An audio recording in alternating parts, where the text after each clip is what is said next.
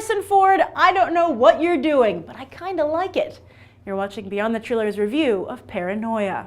I'm gonna make you rich. What? You are going to work for my competition. This is stealing trade secrets. This is the opportunity you've been waiting for. Because you want to know how the other half lives.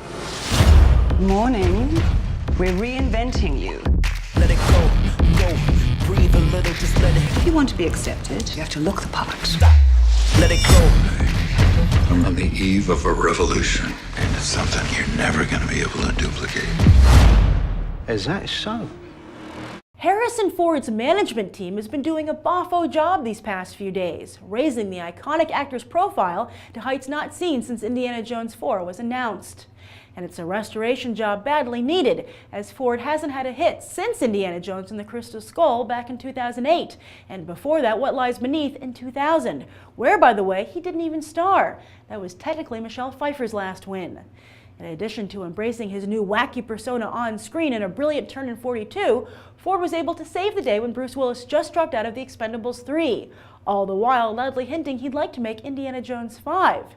But who wouldn't after Ford begged almost $70 million alone for his fourth outing in the fedora, which is probably why he agreed to just $3 million for 4 days of work on The Expendables, while Willis wanted $4 million. Now he's got Paranoia hitting theaters, a thriller where he takes the seasoned character-actor role opposite the kind of role he used to play, Liam Hemsworth's Adam Cassidy. Is this maybe where Ford's passion has lain all along? He'll also play a grizzled Colonel Graff in tween sci-fi actioner Ender's Game later this year, yet that pick looks to be crushed not by Formix but the competition. Paranoia isn't expected to do much better, which begs the question, is someone setting Ford up? Likely lured in by co-stars Gary Oldman and Richard Dreyfuss, Ford could have easily missed the fact that box office poison bombshell Amber Heard also stars, while Katherine Heigl's old whipping boy directs. However, many did enjoy Lukatek's Legally Blonde, and I liked Win a Date with Todd Hamilton and The Ugly Truth.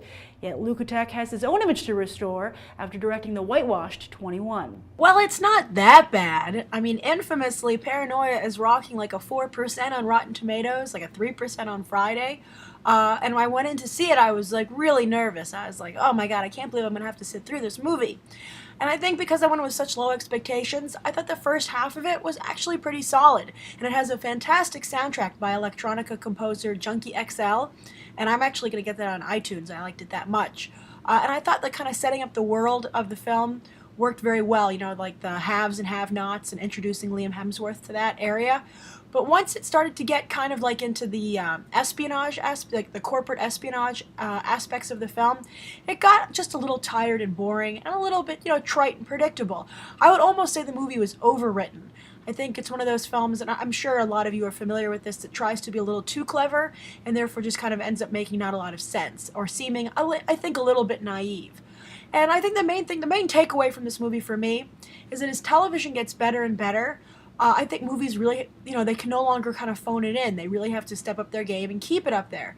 Because if you wanted to see a movie like this, you'd be better off watching Suits on USA. I think that's a fantastic show. I really am a big fan.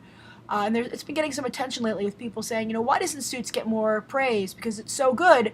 And the answer is because it's on USA, which isn't like isn't a prestige network. But also, there's another trailer that's out that played actually in front of this movie for a film called Out of the Furnace, with Christian Bale and Casey Affleck.